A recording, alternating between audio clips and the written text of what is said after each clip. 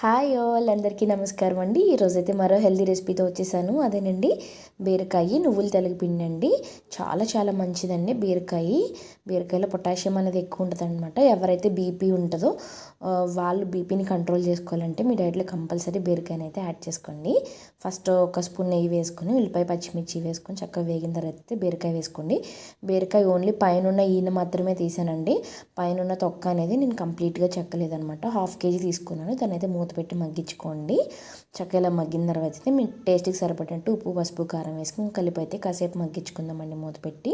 ఇంకా తెలగపిండికి వచ్చేసరికి అది ఆయిల్ అనేది తీసేస్తారు. అయినా కూడా దాంట్లో మంచి ప్రోటీన్ ఫైబర్ ఉంటుందండి.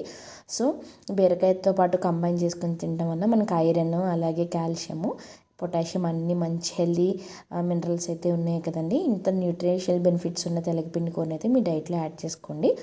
బీరకాయలు అయితే మగ్గిపోయిన తర్వాత ఒక 50 grams తెలగపిండి వేసి కలిపేసుకొని దించేసుకుంటామేనండి.